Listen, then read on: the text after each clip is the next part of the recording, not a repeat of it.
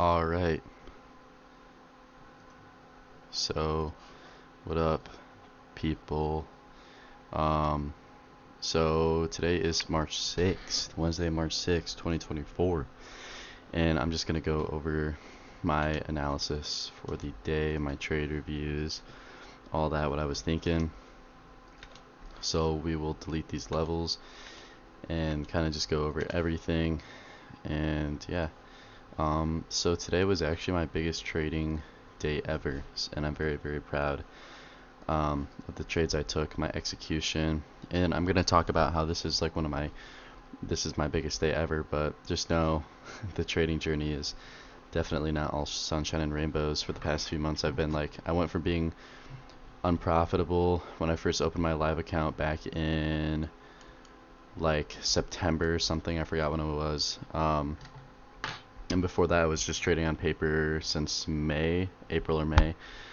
So for the first few months I was unprofitable, and then for the last two I've been like break even um, with my trading. So definitely improving. I'm not making no mel money. I ain't up like freaking 100K today. I'm not like Leland. I'm not like Bueller. I'm not like these goats. But I'm getting there.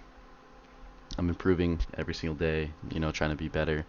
Um, just be like completely honest, like a very big problem of mine is just like I'll have a really good like win streak. I'll be very mentally disciplined, take stuff to leveraging properly, selling at my targets, this and that, and then I'll have a few days where I take a loss and I don't want to accept a loss, and then I'll blow everything up, and that's how I end up becoming break even, and then I just repeat those cycles over and over again. So it's been pretty good the past 2 weeks, though. I had a rough day yesterday just taking stupid trades just because I'm not having patience or anything. And I think a big part of that, too, guys, is for a while now. And I think this is what's going to really help me change and become a better trader.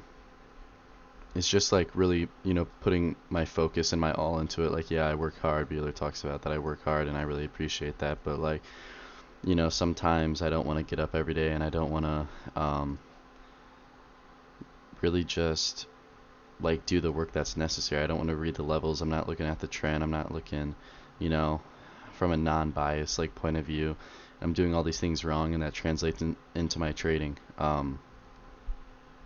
So a big goal of mine this month, every single morning, I'm getting up, getting the levels. I'm being patient. I'm looking at, the trend where we are in the chart, just, looking at everything. And if I don't do that, then I'm not trading that day because I'll end up just losing. And today and yesterday, towards the end of the day, it was really good. The beginning took like one win and like two losses, and then ended up being slightly red. It wasn't like crazy, and I never have like crazy big losses. I might like once a month, and it'll just give back all my winnings for the month. It's not like I blow up my account.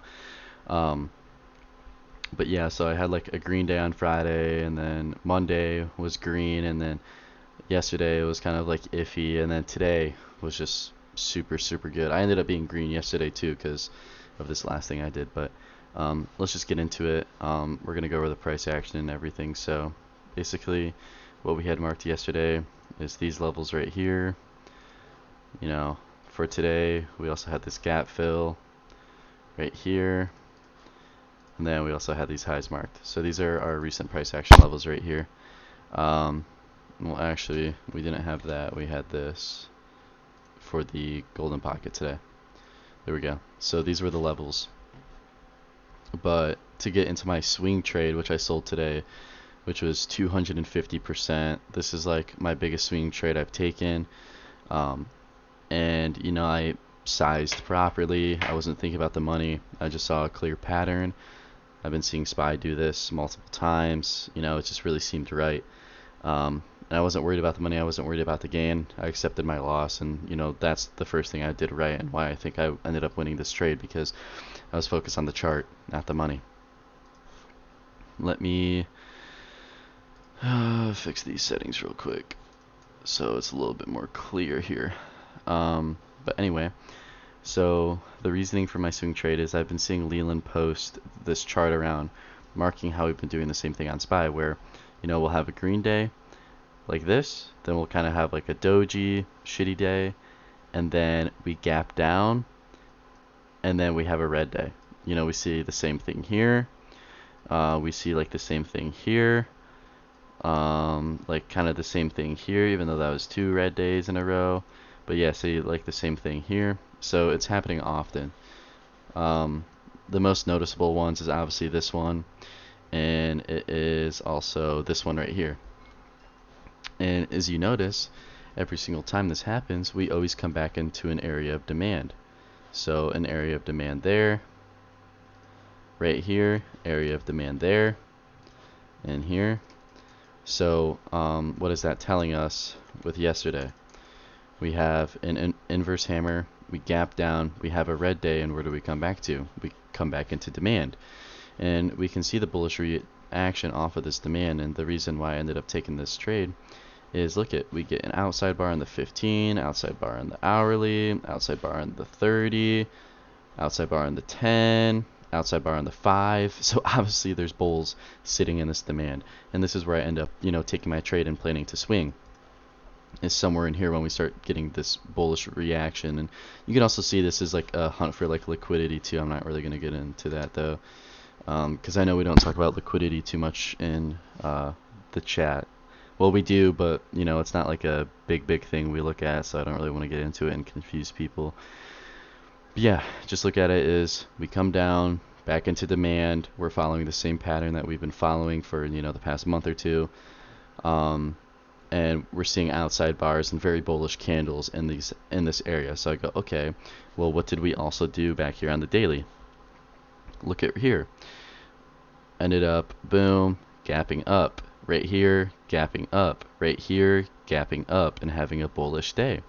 So I'm like, okay, well, with previous price action, I believe we're gonna gap up. So I ended up taking like a 509 call, and what do? We gap all the way up to previous day high, and I ended up selling it for about 250%. So that was a very good swing, and I made about $160 just on that. And I don't have the largest account, and I've never made that much day trading in a day. Usually I make anywhere from like 20 to like 80. I've made like 100 like one time, or like 90.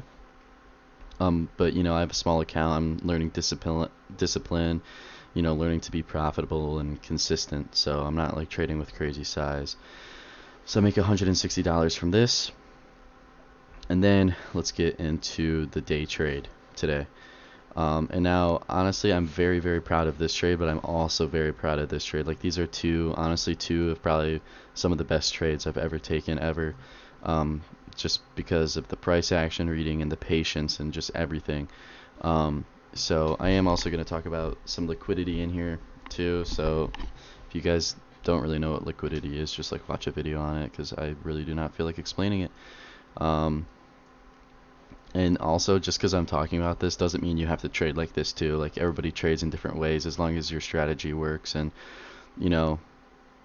what Bueller and Leland teaches, like, it works. So you don't really have to look at this stuff. This is just some extra stuff that I like looking at. But anyway, we open up obviously right at previous day high. Let me mark that. We end up getting, the sweep up, and then this bearish candle here. I know Leland entered puts here, and that's just that 90% entry that Bueller and Leland always talk about. I ended up entering a mental contract here because I didn't want to trade into news. This is just a retracement back to discount, which is just the 0.5 fib. So we get a retracement here. We get an inverse pin bar. I scale here, and then I scale at the pre-market, like 0.5, 50% fib. That also Leland and Bueller always tell us to mark. So anyway, getting into my live trade.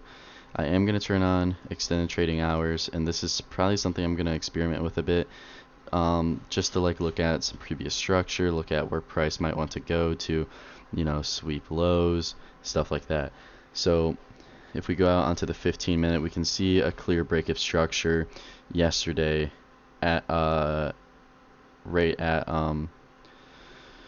like towards close. So we obviously have a high right here, and we break and close over. This is a higher high, and we end up getting this higher low after hours. Um, so what's our trend? Obviously an uptrend. So what should our bias sort of be? I'm not saying go into a day with complete bias, because I know a lot of ICT traders do that, but I am not really a fan of that, because I feel like there's always trades you can take both ways. But we have clear bullish structure, so am I going to want to be super bearish on the day until we break structure? No. So we can see here in pre-market I had this low marked. I'm going to just delete this 0.5 fib. Also just remember this 0.5 fib, because this is a very important area, because since we are in an uptrend and we are breaking structure to the upside, we are we need places to retrace to give bulls confidence to keep moving, and one of those places is the 0.5 fib. So this is why it's also very good that we pulled back here, making this, adding a little bit of extra confluence into this area. But anyway, we see this low down here. We can see it on the 5. It's a bit more prominent on like the 15 or like even the hourly. We can see this low, and I see us come back down to this low. Look at what we do. This is just like textbook right here. We get, I think the low is actually right here. Yep. We get a break below the low, and look at what happens as soon as we break below the low. So just to give a brief explanation of liquidity, I'm not going to go super in depth, and I just said I'm not going to explain it, but I'm definitely about to explain it a little bit. It's like resting orders, below and above levels. So for like market makers or people to get their orders filled, we need to hunt these lows so then orders can get filled, so then the market can move. That's the most basic explanation of it. So look what happens as soon as we come back down and start pushing below this level. Boom, spike up right there. I don't use volume, but I bet there might be a high volume there. I'm not going to promise it. Let's just look. Okay, it's actually not super significant, but you can see by the candle. That buyers are strong, and we end up coming up and making a higher low right here. We haven't seen a break of structure yet, so I'm still waiting. We see now a push above these highs. This is now our break of structure, because this could have been just a lower high and we could have seen continuation down, but boom, we get a higher high. And now what do we look for? We look to enter on a higher low. So we're gonna draw our fib all the way from this low to this high. I mean, you could also draw it there. It literally does the same exact thing. And I also mark this fair value gap. If you do not know about fair value gaps, Josh Bueller has a really good video about it on his channel that like Barry did, that just explains, look for these fair value gaps in discount, which is below the 0.5 or above if you're playing puts. So we touch right into this fair value gap here, and now let's read the candles. Since we did break structure to the upside, looking for a pullback here. Look, as soon as we touch it, we get like a what is this called, the freaking pin bar. We kind of get another bearish candle, still not even breaking the 0.5 inside bar. Attempted breakup of the inside bar. So now we're going to say, okay, did we break down this level? Nope. We come back down, touch into this fair value gap in the 0.5, make a hammer, make a bullish candle. I honestly could have even entered on this. I didn't even realize that this candle was a piercing line. So that would have been a good entry, but then I entered on this candle right here, because that's just like a pretty bullish like hammer / continuation candle. So I entered there, and I mean, that's just the explanation of the entry. Liquidity sweep, break of structure, enter on the higher low on the pullback to the 0.5, and then the fair value gap. You don't really need the fair value gap, but it just helps. You could look at just the golden pocket, whatever you like. I mean, at the end of the day, we're all looking at the same stuff. And then I ended up deleting this previous day close, because I go, okay, well, again, where is price going to want to push if we are looking to sweep, orders, or, to continue up? So what I had marked is the high of day, because I'm like, okay, well, price is going to want to push to this high of day to then possibly sweep orders up here and then either keep us in range and then get us to move down and eventually break structure and start going to the downside, or we're going to end up, hunting this, coming up to these highs, not getting a liquidity sweep and, just seeing continuation, which is what ended up happening. So we come up, and if you guys are wondering why I ended up holding through this, it's just because look at 0.5, didn't even break that sheet once. So let the trade play out. I entered 2 contracts here because I did have a very big win. And also, if we look at our risk to reward, it is pretty good, but my stop would have been a little bit more than I would have really liked. I usually like keeping a tight stop loss. Like I probably would have been full position size if I entered on like this candle or maybe like this candle, just because it's a lot closer, but I entered half of my position size on this, and I also had a really big win in the morning, so I wasn't looking to give back profits. Like if I would have gave back like $10-$20, I would have been like, okay, whatever. I still made like $150-$140 on the day. But anyway, we end up pushing up and doing exactly what I was hoping we did, and we came back up. We were seeking these highs, and we sold all of our contracts right here at the high of day, and these contracts went about 80%, which is kind of surprising. I thought they would have gone a little bit more, especially for like a $1.40 move. I thought these would have gone like 100-150%, but I mean, I'm not complaining. Made like $40 off of that, off of like a $50-some position. So we ended up making a little bit over $200 today, which is absolutely insane. That's like 20% of my account. My biggest day ever. Totally crazy. But then yeah, I didn't take any other trades today, but that's just the explanation of my swing trade and my day trade. So hopefully it helped and stuff, guys. If you guys do want some like more reviews, I might try to start posting more often again and stuff. So I mean, just let me know if I should do more of these and if they actually help.